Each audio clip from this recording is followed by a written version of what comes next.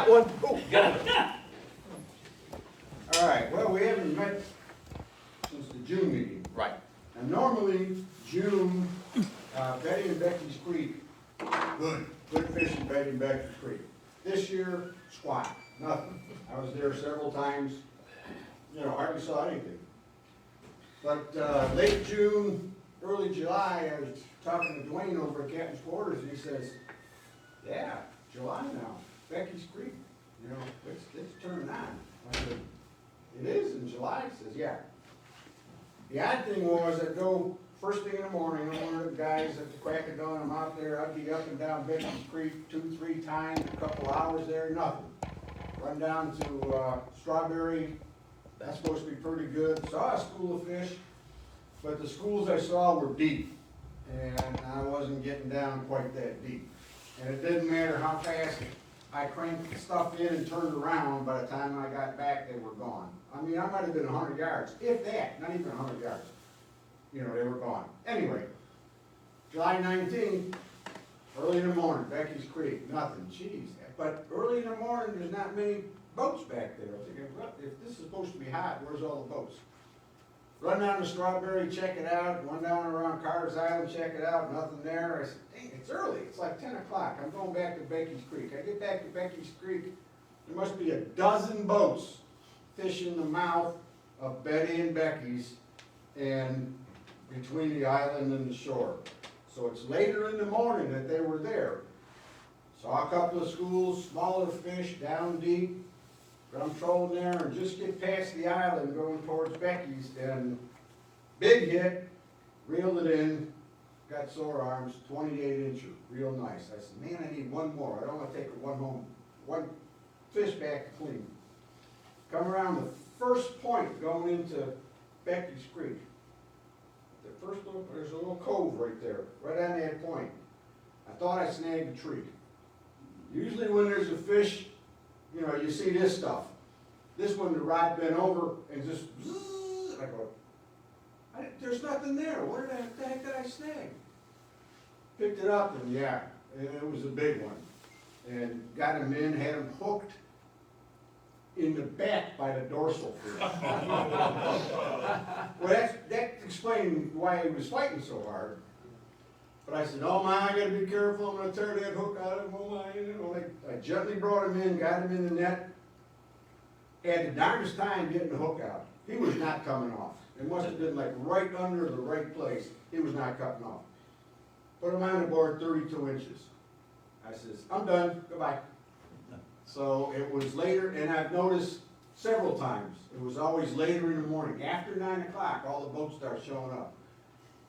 I was out last week, before my tires fell apart, and a bunch of boats, but I didn't get anything. And I saw 1 or 2 schools of small fish, but I was watching all them other boats, didn't see anybody else catch anything either, so I didn't feel too bad. But July, so next year, if nothing happens in June, try coming back in July. And there were some other little fish there a couple of times, those 18, 19s I don't like to keep. But they keep you interested. So there you go, that's it. All right. Thank you. Has anybody else been out Did you fishing? get that? Oh, yeah. Ken and I saw the same thing. The fish were going in the very back of the creeks early, and then they would move out to the deep water to the trees, and then all the guide boats would be there at 9, 10 o'clock. Yeah. But we've been here for 3 hours, nothing, and here they come. Yeah, it's kind of strange. So one thing I noticed on the Nathan's site, SML, what is that, SML? Fish Finder. Fish Finder. We have, just in the last 2 days, we've noticed a pretty significant spike in the water temperature down at 20 feet. It went from like 73 a couple of days ago, it's up to 77 now. And the stripers does not matter what the dissolved oxygen is, they cannot survive in 77 degree water for long. Now, could they come up and feed in that? Yes, they can, and get right back down. So I would say now, if you are targeting stripers, you're probably gonna need to target them deeper than 20 feet. I I've been going out in the evenings, down, I live near the bridge, but I've been going down past the bridge in that Betty and Becky's area and down a little further. And, I've been seeing some schools and they are plastered right to the bottom. And, I'm jigging those things up like normal wintertime jigging, a 3/4 ounce, a half or 3/4 ounce fluke with the, jig head with a fluke on it. It doesn't seem to matter what the fluke color is, silver rainbow, white ice, pearl, whatever, the color doesn't seem to matter. And those fish, they're healthy, I mean, they're fighting well.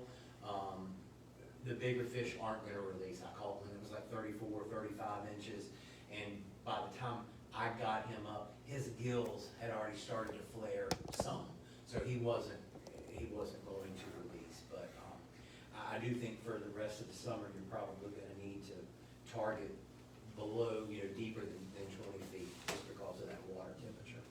Yeah, I don't know if anybody saw the news tonight, Cleaver Lake are having a bad striker kill right now because the water's so warm and the oxygen that was down low is now gone.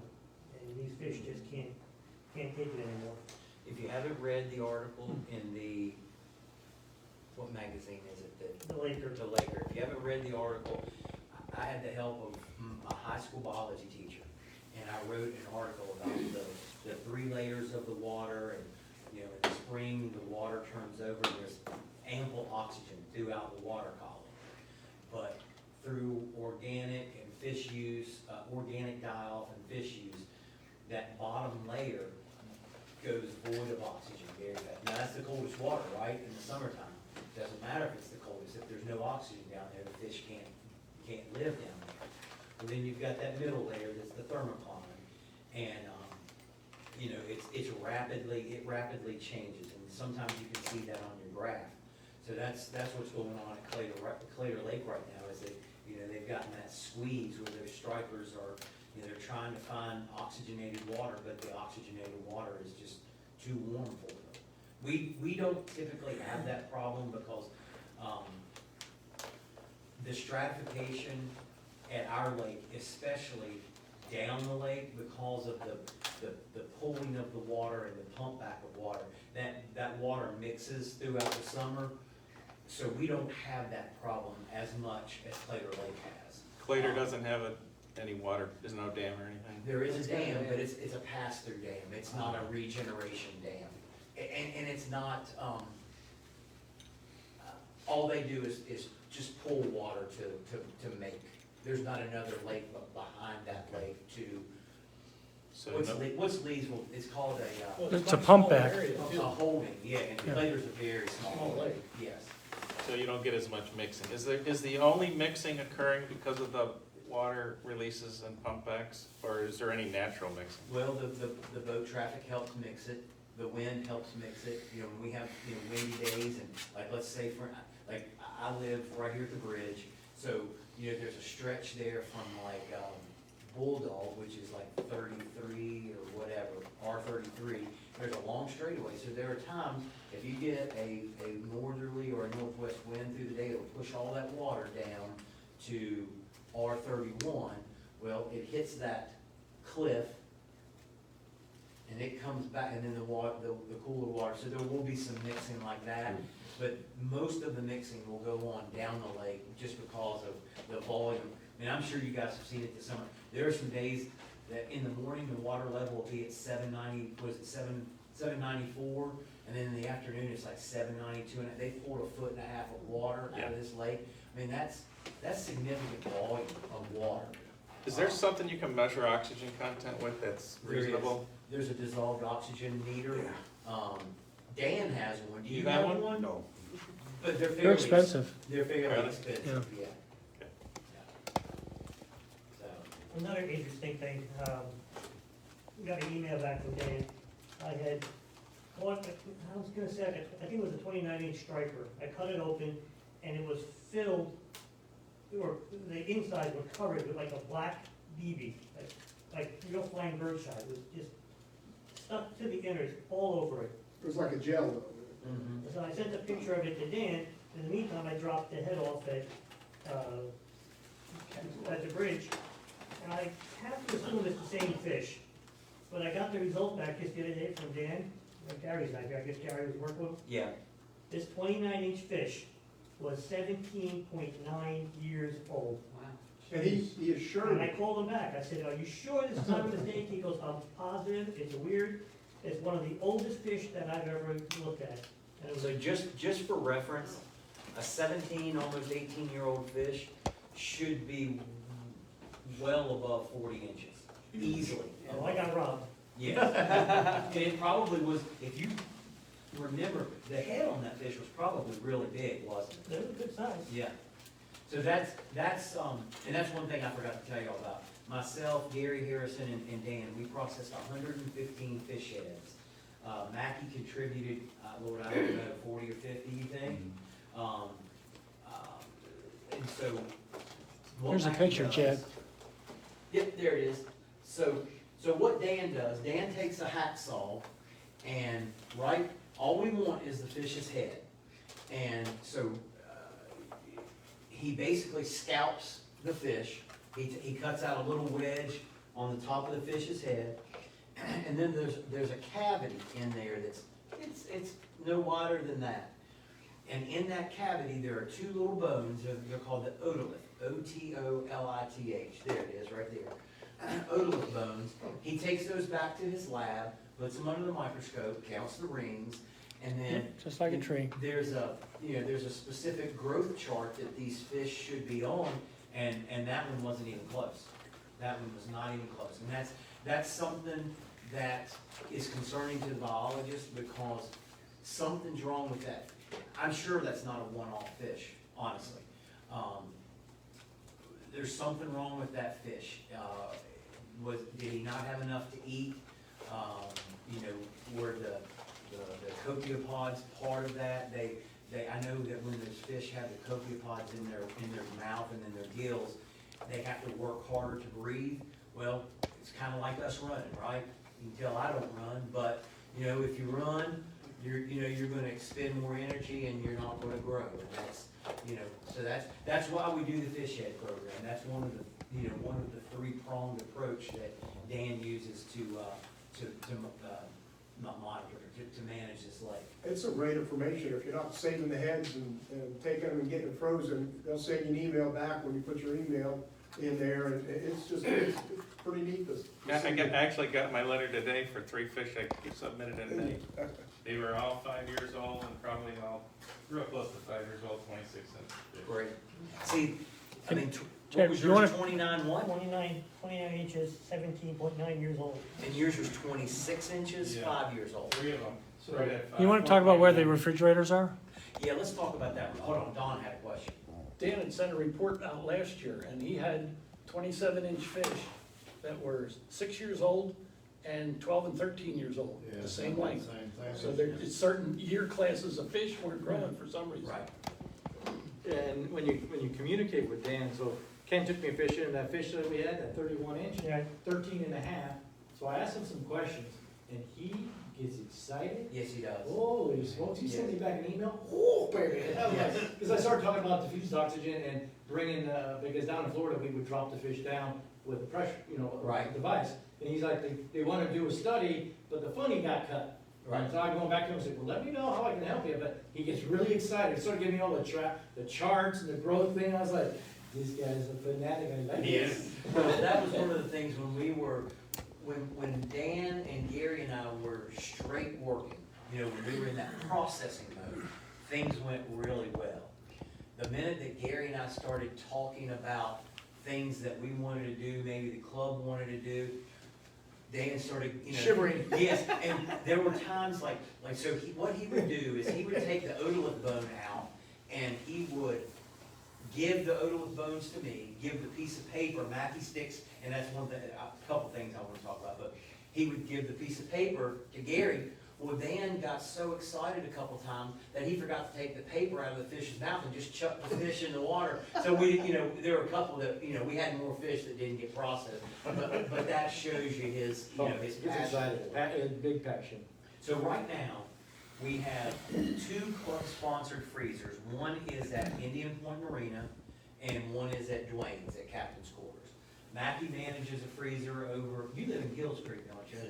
Mackey manages one in Gills Creek, and I don't wanna put you on the spot, but I doubt you have any problem if somebody emailed you and said, I Well, got two. I or just three. have a little small freezer, and it's only about that tall, and it pretty well takes care of what I Cause catch. he fishes mostly In the cold in weather. the colder weather, so he's not putting many in there right now. We've got a Right couple. now, I got plenty of room, yeah. Yeah. I'm at Indian Point, and I've been taking my fish to captain's quarters. Yeah. Now I'm not gonna do it Yeah. anymore.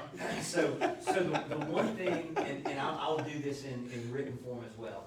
So we had a couple people put like 3 fish heads in one bag and put one piece of paper and it said 26, 27, and 28-inch fish. Well, that's hard to process because we don't know which one's which, and that's important, right? So Maybe. individually tag each fish. Mackie does it the best. I'm gonna let you describe how you do it. Well, I just clean my fish, and I always fill out all my information before when Dan gives me the paper. Yes. So all I gotta do is put the inches and put that on it. I just fold my paper up and stick it down in its mouth. Yeah. Of course, I wash them, Dan brags on how I clean them up. I got all the blood, and I pull all the stuff out Yes. of them. You make me feel guilty now, hearing that. It makes you, it makes you clean the fish a little longer, And- but it's worth it. We got lucky that day. You can see we're under the docks there at Captain's Quarters. We're shaded. There was a little breeze that day. But it was still one of the nastiest, and I've cleaned out a freezer that had stalled before. This was in line with that. It was nasty. But that's the only thing that I can really, communicate with y'all is just individually tag each fish so that we know exactly the fish head and the correlating, length of that fish. Dan, if you talk to Dan, Dan will mail you the waterproof paper. Yes, that's the other important thing. Once you write on it, it won't disappear. Right. And I just fold mine up and stick it way down in the mouth. You don't have, sometimes I just go ahead and write it on the bag too. Yes, yeah. But that's one of the 3 things that Dan, like I said, that's one of the 3 things that Dan uses to manage this, and, just a 26-inch fish that's 5 years old, and yours that was almost 18 years old, that was 29 inches, that's kinda hard to believe. No, did they figure out what that black gel or whatever it was? He said it was definitely a parasite, he's seen it before, doesn't know what it is. He says, don't worry, it's not gonna harm the meat, so I gave it to him. And he's still here with us. The other thing too, if anyone here has a freezer they're not using, they wanna donate it, I got permission from Chris at Crazy Horse, that we can put one over there also, which would be a little more essential for most They guys. get a bigger freezer, I can set it on my dock, that would be no problem. Yeah, but you're way, by boat, you're tough to get to. Yeah.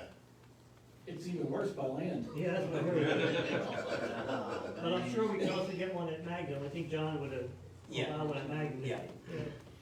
So if you know anybody, if you have one sitting around, or if you see one for sale, I guess give Chad a call, I'll go gladly pick it up and find a place to put it and plug it in. But I think we've asked once before through the club or Facebook, if anyone had one to donate. Yeah, we didn't get many responses from them. Or they'd let the club buy it outright. A lot of times you go to Home Depot or Lowe's, you get a floor model with a dent or a scratch, or you walk by and kick it, and I'll come by and I'll buy it. Yeah. That'll work. One other thing, as long as, we're obviously a striper fishing club, but a lot of folks, they choose not to fish for stripers in the summer because, they don't want, they know that they don't release well, especially when the surface temperature, gets this warm. I bass fish some, me and my son, we bass fish. We used to white perch fish. I haven't done that this year. I'm hearing that the white perch numbers are down. Does anyone consistently fish for white perch? No, but I don't think their numbers are up either. I think they're down. A lot of people tell me they're having trouble finding. It used to not be a problem. It used to not be a problem at all. Hey, I just want to point out, I just posted on the website, this thing down here at the bottom, this is brand new. This was from the On the Water magazine. Oh, And it's a page that talks about how to catch and release stripers, you know, barbless hooks or single hooks with the bar bent down, how to play the fish, how to release the fish. I thought it was really, really well done. A lot of good tips in here. And that is, So this has just been posted on the website. And they said fine to reproduce it. So anyway, that's out there now as a new resource for us on the, this is interesting, check this out. So the mortality rate of striped bass following release is not trivial. It's 9%. It's, guys, let me tell you, it's way higher than that in the summer. I'm sure most of you know that. yeah. Well, this is an ocean publication, so, Okay. yeah. And that was, I got off track there, sorry, but that was one of the discussions that Gary and Dan and I had about we need a specific summertime release study. And the number for that is up there. He's talking about catching fish in the summer, inserting a radio transmitter that has like a, it's almost like dissolvable sutures, right? Yeah. And, so Dan said that the fish, if the fish that you catch in the summer, if they're going to die, it's probably gonna be in the first 24 to 48 hours. But, he said that, you know, you'd be able to track that fish, and if it stops swimming, obviously, you know, if that, stripers have to move all the time. So if that fish if that transmitter stops moving, you know that it's dead, and you're not gonna get 100% return of the transmitters because of the trees and other things. But, that's something that we probably need to talk about as a club. Dan and I kind of put a 3 to 5 year plan together there because the cost is so much. We just couldn't do it all in 1 year because the cost is so high. But I think that would be great if Smith Mountain Striper Club was on the forefront of some research with Dan and DWR. I think that'd be really cool. Does anybody bass fish in the summertime? I switched in June, pretty much June to November, October. What kind of, are you deep fishing, pulling worms? So I haven't been in about 3 weeks. So last time I was at it, I was still catching them on top. That's 3 weeks, 4 weeks ago. So, but if I was going out, which I am going out after this, I'm going deep. Yeah. I'm going probably 15, 20 foot deep. And guys, you know, again, we're a striper club, so I always want to talk about stripers, but, you know, we're also fishermen too, right? So, you know, the lake is a great fishery for bass, for catfish. Ken Catfish Britsky over there. Where'd you get that from? I don't know, somebody beside you Yeah. that went fishing with you recently. We have been catching a lot of largemouth too lately. Yes. I don't know what, I mean, but down deep. Yeah, those bass right now, and you can see them on your, They're bigger than ever though, aren't they? Yes. The largemouth are bigger than they've ever been. I don't typically see them on my sonar, I see them on my, what's considered my down, not my live scope, but my down scan, you know, the image of the real imaging. And, you can see them down there, they almost kind of look like little bitty, not even thumbprints on the bottom. But, the bass are, you know, they do school up, and so one thing I've seen is, I typically can catch maybe 2 or 3 out of a school, and then they shut down. I don't know if it's because of, you know, the activity or whatever, but if you know they're there, give them a rest and come back. I would like to get, and maybe if you would talk to some of your guys that are white perch fishing, I'd like to know more about what they're doing, and I'm gonna try to get out some and do some of that. If you've never eaten the white perch, they're delicious. We threw out a light, We had, 3 days ago, he got me like a perch in that one cast net. 2 years ago, we had a fish fry with white perch. Yes, yes. Delicious. They are delicious. I don't think there are enough in this, now, and that was the other thing Dan said, he said, we thought that they were, very good reproducing fish, but for whatever reason, they're not reproducing very well in here. How'd they get in there? Maybe the stripers starting to eat it. That's one of the things Dan said. Dan said that maybe that's what's going on, because we do have a ton of, what would you guys say, 16 to 20 inch fish right now, stripers? We have a ton of those in the lake, and those fish are aggressive and they're active. And, you know, it wouldn't be anything, I mean, I've caught white perch that are 6, 7 inches. Maybe that's why the white color is working this year. Could be. Could be. I got a question. Come I back think you next told me this meeting on to Wednesday, win this Mackie. prize. A 22-inch largemouth is a citation, Yeah, Yes. so you could have got a letter for that. all you need is a witness, he still gets citation. Yeah. He wouldn't vouch for me one bit. Not that they call me catfish can. One thing, That was a 22.5-inch largemouth. one thing that I have noticed, and you lived in a boardwalk, right? Yeah. So I was out fishing in front of your place, the other night, and there were fish that were, I wouldn't call them active on the surface, but every now and then you'd see a splash here, a splash there, so I'm a sucker for top water, so I start throwing top water and, caught some smallmouth. If you've never chased smallmouth on this lake, that's really stinking cool, and especially, you know, the top water blow up. I had one hit me like, what's that, 10 feet from the boat, and, I mean, it was just, boom, it was like a jolt, so, you know, by all means, you know, get out and fish for stripers and keep them and eat them, but, man, our fishery is really, it's such a good fishery, it really is.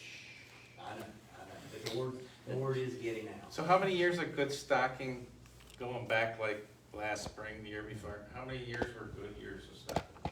So we had, and it's probably in Dan's report on our website, we had 3 or 4 years where the stocking, so Dan uses a word, I think it's called recruitment. So the stockings, like their survival rate is called their recruitment.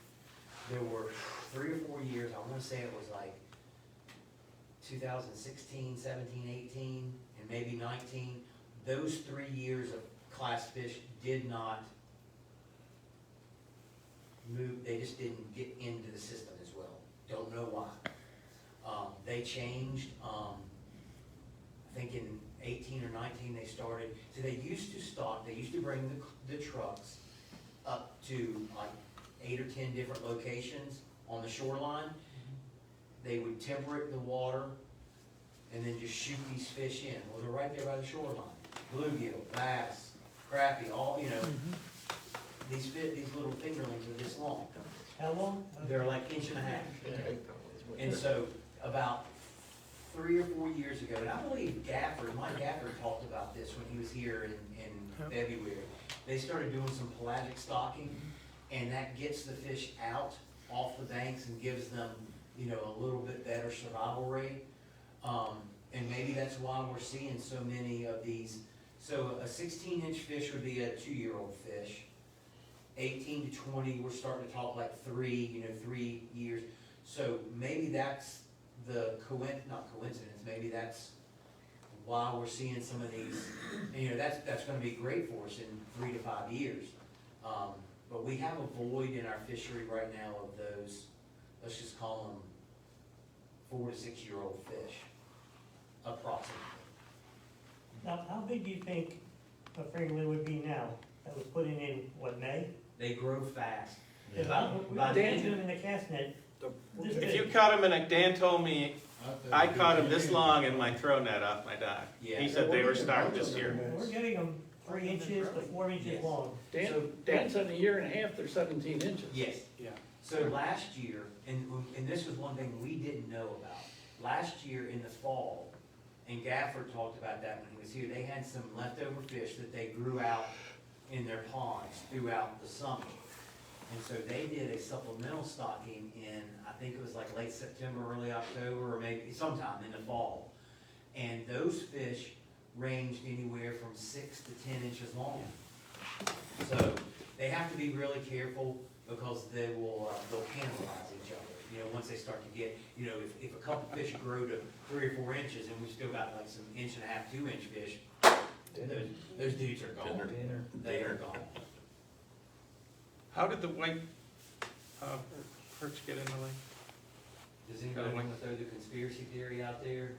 Dan seemed to think they got in, in the stocking some way. Yeah, Uh, the word was. that- Accidentally in the stocking? Yeah. Yeah, the word was that there was a truck that was going somewhere else, and that it broke down, or somebody got confused, and instead of losing the stock, they just dumped them in here. That seems a little far-fetched, I don't know. What kind of fish? The white perch. Oh. But they were, I'm telling you guys, 4 or 5 years ago, they were thick. in Oh, the yeah, market. They were thick. You catch a. Well, it's correcting itself, and that's good. So one truck, and they were that prolific. Uh-huh. And see, They're pretty aggressive. that doesn't explain, that doesn't answer the question, Dan thinks they're not a prolific spawner. Well, they had to have been, right, at one point in time. Something happened. Because they were everywhere in this lake. I mean, before I moved to the lake full-time, I kept my boat way up the lake at Bay Rock. And, man, the upper river was full of those white perch. In fact, we caught them by accident one night catfishing. So, Could some of the reasoning be, when we have one of the guest speakers talked about the shad we have now, we have bluebacks that are a lot deeper, maybe that's skewing some of the fishing habits, or, I don't know. if you ask Dan will tell you, like, one-on-one conversation, he said, if you were still fishing, he said, there are still going to be fish in this lake that act like they did 10 years ago. Going up in the creeks in the spring, going up into the creeks in the fall, that kind of stuff. He said, but these newer fish, he said, they are relating to the bluebacks and the deeper bait. And once Dan told me that 3 years ago, I'm still a very below average bass fisherman. I was terrible when he told me that. I came up to below average because I started thinking about all my baits that I bass fish with, they have some sort of blue and some sort of chartreuse in them, because I'm fishing deeper. And, there will be fish up the rivers, there will be fish up the creeks, but Dan thinks going forward that these, there's so many bluebacks and alewives in this lake now. And it looks like we've had a great hatch this year of Yes. shad, they're everywhere Mhm. in balls on the lake now, Yes. in the mornings. Yes. Dan's talk from March is on our website. This is the document this is a transcription of what his presentation was. And we put in there a couple of the charts that he brought with him. So, this would be worthwhile to go read, because he talks about the different types of bait fish and what kind of temperatures they like to hang out in. And, a lot of good information there. So, John, remind me, what I'll do is I'll send you the Word document of I've written 3 articles for the Laker magazine. The first was the history of the striped bass. Yep. And how our colonists used the striped bass to survive and thrive. The second was the 4 different types of bait in the lake and what that means for the stripers. And then this last one was the stratification of the temperature layers. And, Yeah, we should reprint those in the newsletter. yes. Which of those baits isn't supposed to be in here? Because Dan told me one of them should not be in here. We are probably the most northern climate that thread fins can survive in. Now, was it 2 years ago? Yeah. Not this past winter, but last winter, we had Huge a dial. horrific thread fin dial. It wasn't all over the lake, but it was specific parts of the lake. Is everybody familiar, where Water Wheel Marina is, right there? From Indian to the bridge, man. Oh, man, it was, Seagulls were fat and happy. You Oh, couldn't they catch a were. fish. Wait, was that the year we had a bazillion seagulls? That was it. unbelievable. If you how tried many- to fish in that area, you were wasting your time. you were wasting your time, and you were probably gonna get pooped on too. Yeah. I got pooped on so many, because, you're trained to think on this lake, follow the birds, Yeah. that, they'll show you the fish. Well, no, they were eating the thread fins in the day, they would come up to try to get that little bit of warmth that they possibly could, and then the birds were just coming down and just pecking them. Let me ask this, so, as we transition from summer to fall, that will bring in a different type of fishing. Right now, it's deep, right, everybody's fishing down lines, or you're jigging with, down lines with live bait or jigging, and I think Joel's pulling, artificials, some people pull umbrella rigs. So as we move into the fall, it used to be that you could kind of tell when summer transitioned to fall, because the fish used to break the surface a lot, didn't Oh, they? yeah. They don't do that as much anymore. And again, I think that's part of the blueback situation. You know, Yeah, y'all that's y'all can look at me and tell I don't miss a meal. So, you know, I'm not gonna sit outside in 90-degree weather eating my hamburger that I just cooked on the grill. I'm gonna go inside and eat. That's what these stripers are doing. They're eating in their comfort zone down at, what would you think now, 40, 50 feet? That's their comfort zone. They're pretty deep. So, but as the, you know, as the fall ushers in and the water cools down, you know, we talked about the lake will turn over in the fall, so there'll be plenty of oxygen throughout the water column. The water will be suitable for them. You know, the upper layer may not be, because we've had mid to upper 70s deep into October, the last couple Octobers. In fact, we've been swimming in October. And, you know, that's the time to put big bait out, you know, pull the planer boards. You know, you can basically put a full spread out at that point. Planer boards, a float out the back, you know, down lines, light lines, all those things. And that may be something that we target for like our October meeting is bringing the guide in, or even one of us. There's plenty of experience and knowledge in this room to talk about how you set your boat up. You know, the way that I set my boat up in the fall may be different than the way Mackie pulls bait or anybody else. But I typically like to pull my boards off the back, you know, the back corners of the boat, and then put my down lines up front, and then, you know, a float or whatever off the back. We're also gonna try to have, is it Bruce that's gonna do a talk on keeping bait? Yeah, Is that gonna be September? I think, That's yeah. your schedule. Okay. yeah, So we're hoping that Bruce will be able to join us on this, for the September meeting and talk about, because there's some art and there is some science Oh, yeah. behind keeping bait. And so Bruce, I'm looking forward to that. And you know, I don't know if you guys know this or not, I try not to keep my gizzards and my alewives or bluebacks together, because the gizzards will absolutely beat the fire Yeah, they out do. of those bluebacks. The Oh, they're so bluebacks, dirty. I'll say this, the bigger bluebacks can kinda hold their own, the smaller alewives, not a chance. Like, you'll have everything perfect in the water, the temperature, the salinity, all the chemicals that you need, and you'll come down the next morning, you'll have 2 handfuls of alewives that just got beat off the fire. How about your ratio of fish you catch with bluebacks, gizzards? 'Cause I don't have much luck with gizzards here lately. It's all bluebacks and big threadfins. Mhm. Um, It depends on where you're fishing. Like when I used to keep my boat at Hardy and fish up the river, that's all I ever fished, was Gizzards. gizzards. Yeah. But as these fish are relating more to the bluebacks, again, my fishing habits have changed as I've gotten older. You know, I'd rather go out and catch 8 or 10 fish in a day and maybe catch, you know, 22-inch fish up to maybe 30-inch fish, as opposed to pulling 10 and 12-inch baits, hoping for that one bite. So my fishing habits have kind of changed as I've gotten older. My brother's the opposite. So he wants He that he one does want bite. that one fish. And there are times that I'll do that, like November, December, you know, I may go out and say, I'm trying to find a stud, you know, I want to try to get one bite, but, you know, if I've got my son, he's 17, or I've got friends on the boat, they wanna catch fish.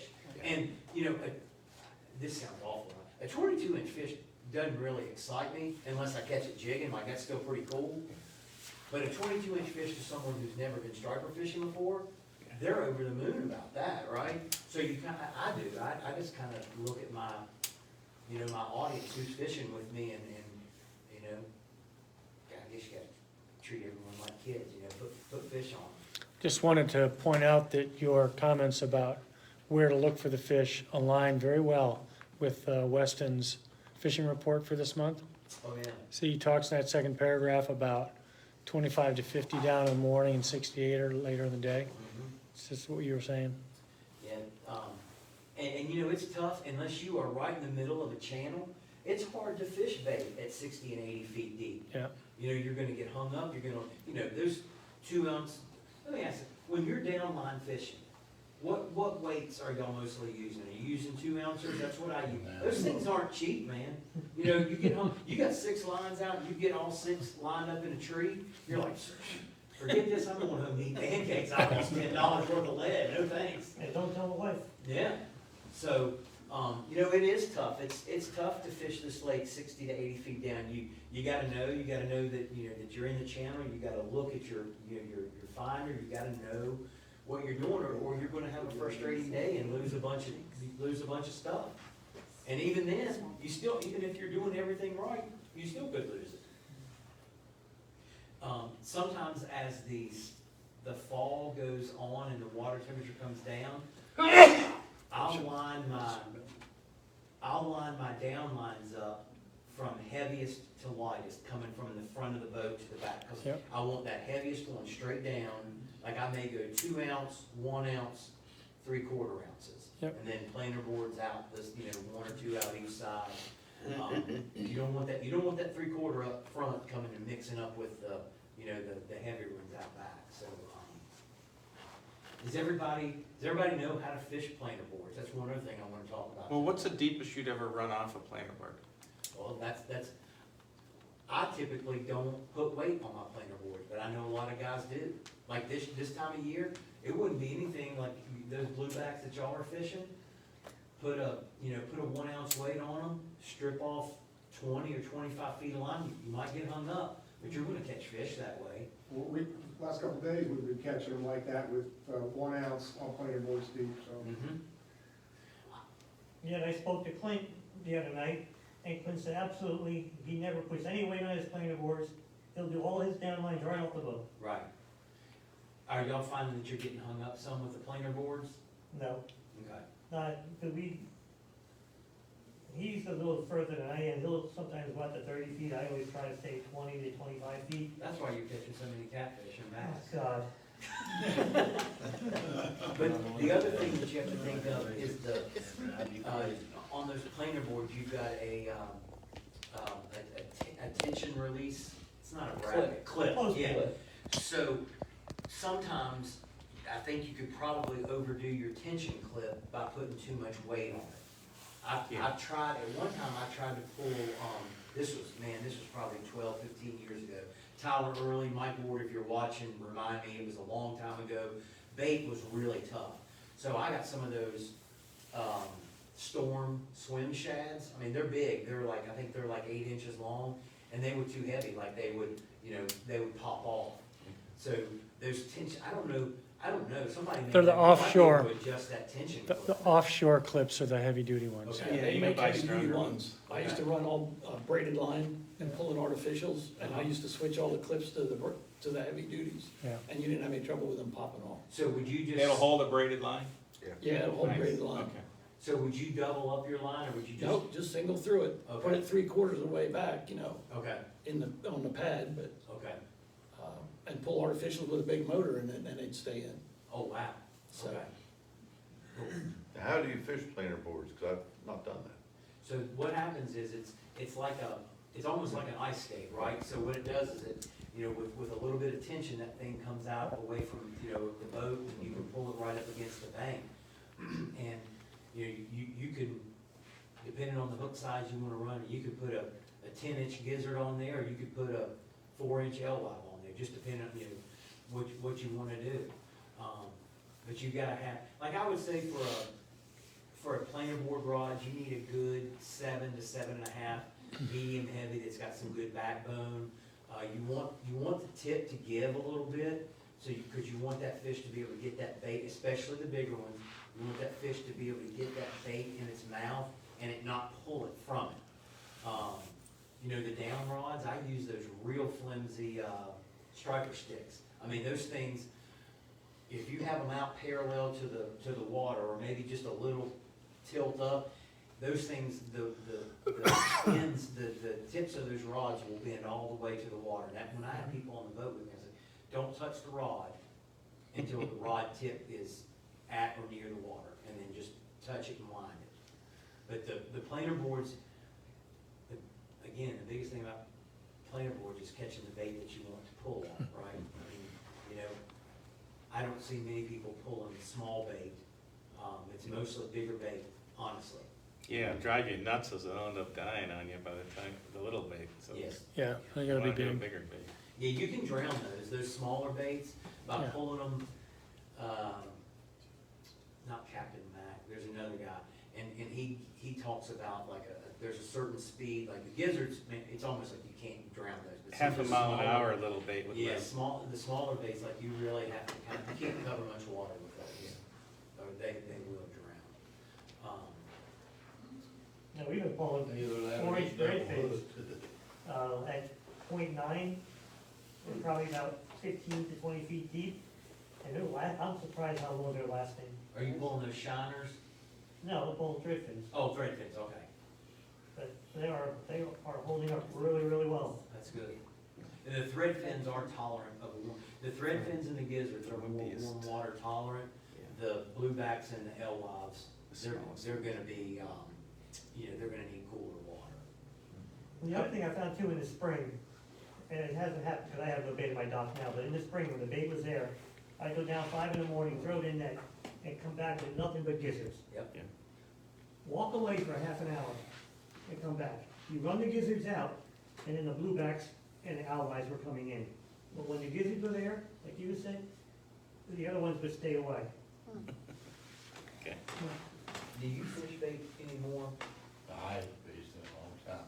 I've been down my back. No, but when you do fish. Bait's you're a lot of mostly work. throwing artificial It is. lures. Oh, It's I a lot of work. I throw Too early. artificial, I'm a cold weather, man, it's 30 degrees, it don't matter. Yeah. Yeah, there, Bruce will, I'm looking forward to his presentation because I think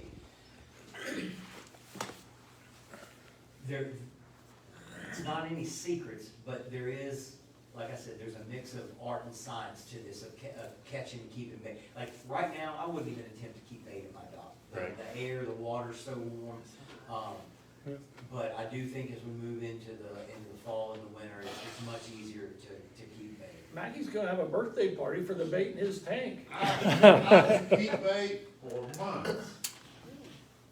I use well water. I improve it with Don. They get, they're in there so long, they'll be this wide, the one time there. You're not feeding them? I don't know what to do. Yeah, that's the thing with that's one other thing. With well water, you will not get any sort of algae or plankton bloom in Yeah. your tank. So if you are gonna keep gizzards, you're pulling well water, you may want to put a bucket full of lake water in there just so that you Yeah. can get some sort of, what do they call it? That- Zooplankton. Zooplankton, yeah. Yeah, that's So what Bruce you- does. He dumps the lake water in there. You've gotta have some, if you're running all well water in your, now, well water would be great for like in your boat tank, cause that's a great, all day, it's gonna be, what's your well water, 58, 60 degrees? 68, 59. Oh, okay.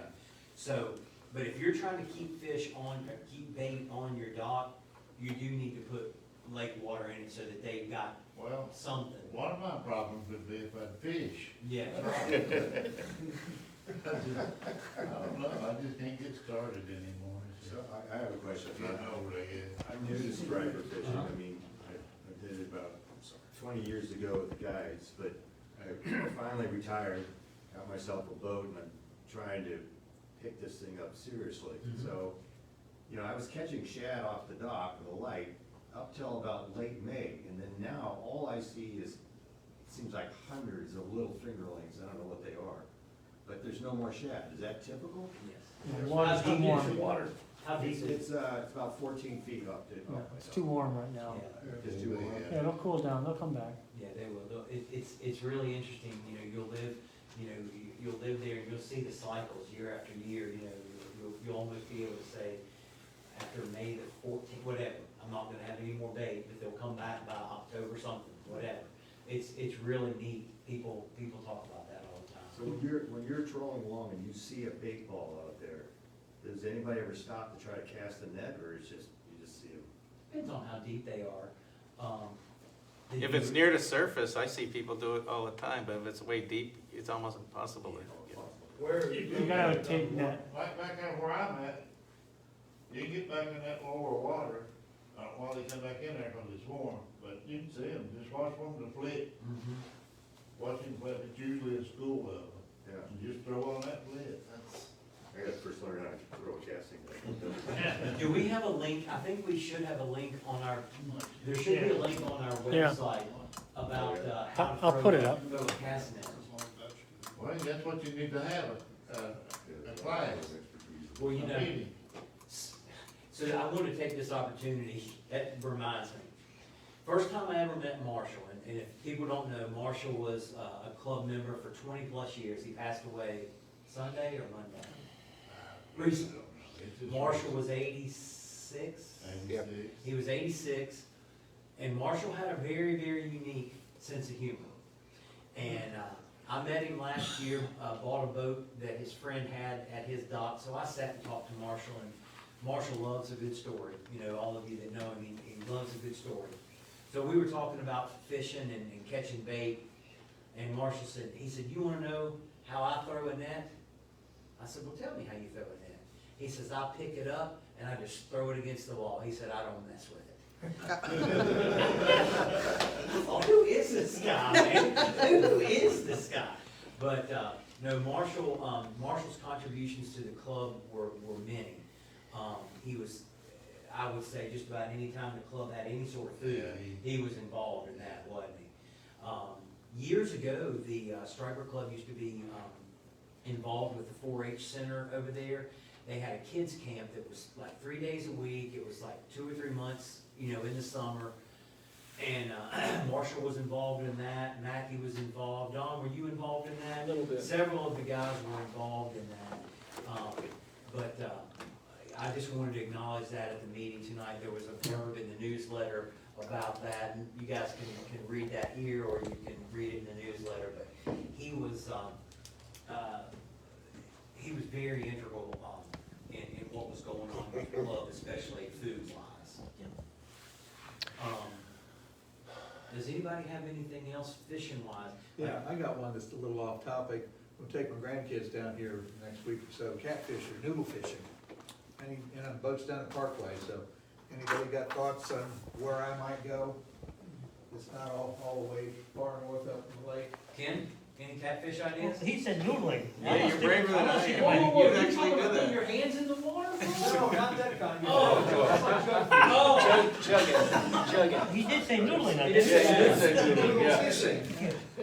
Anyway, you throw jugs out, I make them out of swimming pool noodles. yeah, Right. oh, okay, yeah. I do think the Back catfish, any creeks would be good for catfish. yes, I think Probably there's check catfish down are on that. coming up in the evening. The shallow, warm water. Yeah, I think, you know, you probably don't wanna target right at the shoreline, but, My I would hooks are say- all about 15 feet deep on these things. yeah, I catch plenty of them off my dock. yeah. So I'm back in the head of Gills Creek, well, that's probably a long way for you, but anywhere back in these creeks, these flatheads are taking over. They They're are. everywhere. And my grandkids that would catch a bunch of shad, cut them up, throw them off the dock, and they loved catching the catfish off the dock. Yeah. That's what we do, just. Don't waste your money on that pre-processed stuff, you know, the bag stuff. that Well, you buy. I use chicken gizzards. Use chicken gizzards, or just go out and catch you some alewives or bluebacks and cut them up. Does everybody know Travis Patesel, Cats and Stripers?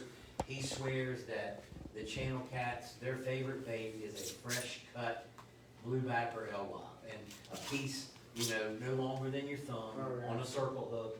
I mean, it's like, that's their I delicacy. just He take catches a one lot of them. 3 inches long, and I run it through the tail, and right back up through the eyeball, Mhm. going on the bottom. Yep. I was dumping, after I came back fishing, all the dead bait fish that I had in the small tank that I had, I used to just throw it over the top. And one day I threw it over and damn! The catfish were just, Oh, you had multiple ones. They're waiting yeah, for you. this is, oh yeah, I said, oh, I'm not doing that anymore. So I put it in the refrigerator and just let it fish. I'll go at night, this was when I could get access to the light at Captain's Quarters in town.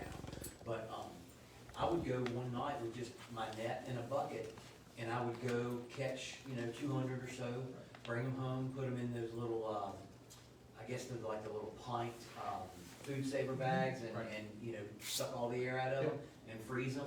And man, they work great, they really do. You go see Dwayne at Captain's Quarters, he, you know, he has the minnows and the, you know, those shiners or whatever. He'll give you the dead ones. Just drop by there and, you know, you'd have plenty. Joel's got his catfish rigs out right now, don't you? Where's that walleye? This thing, nope. I was gonna give you- Right now, All right. yeah.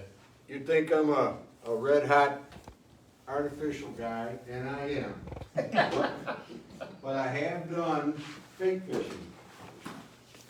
And the only tip I won't pass along today, see, I pre-make my leaders with fluorocarbon.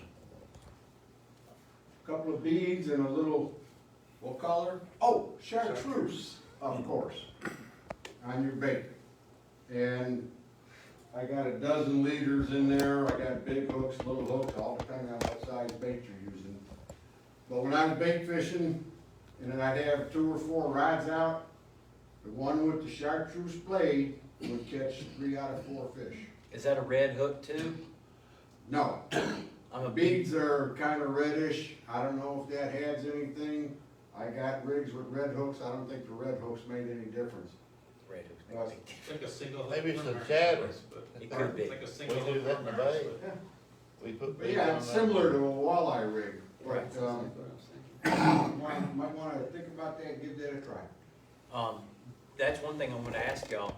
I did a little scientific project a couple years ago, had all down lines out, silver or nickel colored hooks on this side of the boat, red hooks on this side.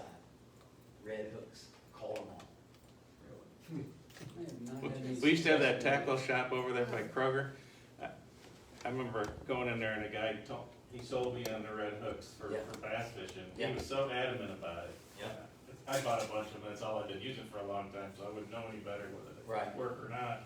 But, good to hear that they do. Yeah, especially with the live bait they do for me. I haven't tried them on the bass fishing, just because I had so many worm hooks, I've never really tried them that way. Does anybody else have anything, anybody have any, let me ask this question. Have you learned something? That's the goal of these meetings, is to learn something. You know, if we sit around and we blab about this and blab about that, and you don't learn anything, you know, we're not doing our job. Have you learned something? Is there something that you can take? Well, here's the thing, he's a fisherman, can we believe what they're saying? I'm just joking. That's a joke, maybe. I love you, man. No, I do like your style, round house like this. We won't do this all the time. This was just kind of at last minute, almost emergency type thing. I do think going forward, I think maybe since we started the club last year, I think we have put maybe a little bit too much emphasis on bringing guides in to talk. And it's tough to get them to come in on a Friday night if they've got an early morning Saturday trip or whatever. We got enough knowledge in this group. Kathy used to come. Yeah. She put on a good. Yeah, Kathy said she would come, she would like to maybe talk at like the November meeting. So, you know, if we could get Bruce here in September, someone could do like a planner board, you know, presentation on October, and then, Kathy for November, and that would lead us into our Christmas dinner. Yeah, this is our upcoming agenda here, Oh, Ken. yeah. Seeing the September 9th, catching, keeping bait, October 9th, boat show. We haven't got that squared away with Crazy Horse yet, but we're working on Yeah, it. we're thinking that Sunday, October 9th is gonna be a Crazy Horse, and that may be something where we just daggone, you know, I'll put rods in my boat, and just come over and, you know, show the whole, kinda do a little presentation there. I don't know what I'm gonna do about my night fishing, winter fishing. My son come up and said, I'd like to have you both. He went home with it. Oh, boy. He's got a boat for sale. I wanted to. I got a pontoon. This is a deck boat. I got So, a 25 4-foot Carolina skid, but it's got the top on it, it's hard to plug out of it. So this meeting on the 9th, we're probably, October the 9th. One idea that we're throwing around is to try to bring back the fish fry. And would that interest people? If we did the boat show along with fish, eating fish, and maybe a little presentation on the planer boards. What do y'all think of that? You'll need to kind of plan for it now because we'll all need to kind of donate fish for that. If you could get Mike Ward to come, he'd be a good player board. Yes, He would be. yes, yes. If I may make a suggestion on that one too, Yeah. since it's gonna be, there's a lot of dock space over there, be a great opportunity to have someone teach cast net throwing. Oh, bingo. And there's a beach there too, so you could throw it right on the beach and not have to worry about getting hung up. That would be great. That would be a really good idea. You want to send directions on how to get there? Yeah, Crazy Horse is down Scruggs Road, but we'll put, Yeah, I have no idea where yeah. Oh, John, there was somebody, Rocky was not getting the email, so we may have his email Yeah. address. Well, we worked it out. Okay, cool, good. Yeah. Good. Should I did the fish, last fish fry we had, Okay, that I'm willing to do. okay. You want me to start saving on catfish for October? Sure. I've got no shame in eating a catfish. I love it. Okay. We two back today. Somebody said something about the flatheads taking over. Was that, who said something about flatheads? So, do y'all know about, and this was something that Travis, if you're watching Travis, howdy. Something that Travis Patel told me. So, when you fillet a catfish, you get the fillet down both sides. These flatheads have a piece of meat on their belly. It's in the shape of You'll like get a more plate. off the belly than you will the sides. Boy, and that's the delicious meat, isn't it? It's beautiful. It is as white and flaky as a piece of striper meat.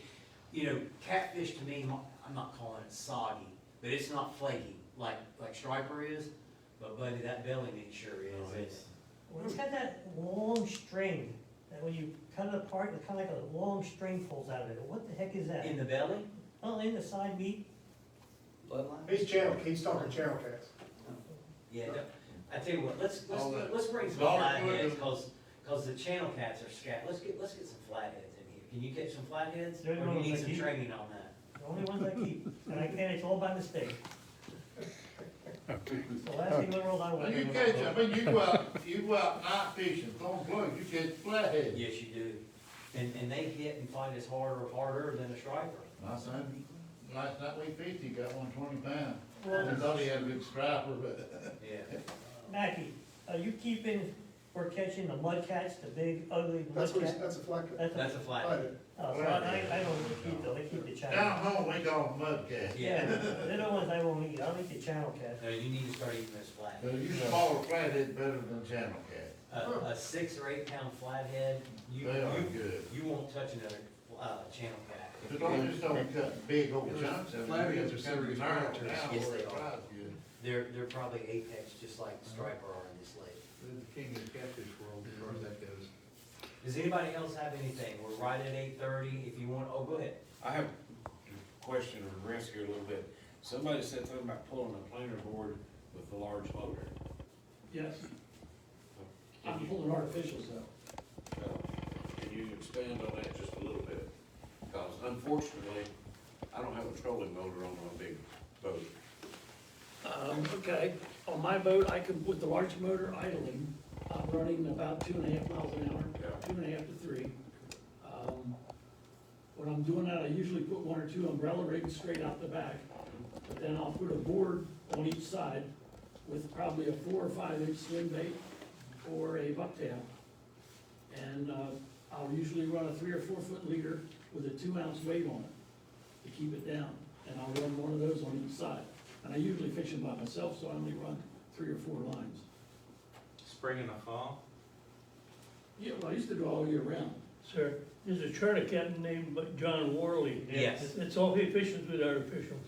Really? Yes. If anybody's got a long shaft trolling motor for sale, let me know.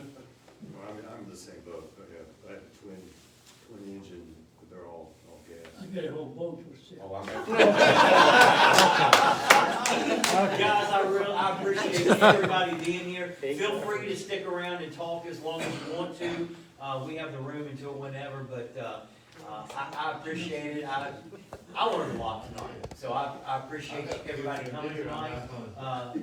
We'll see you September 9th. Yeah. Thank you. So that'll be the weekend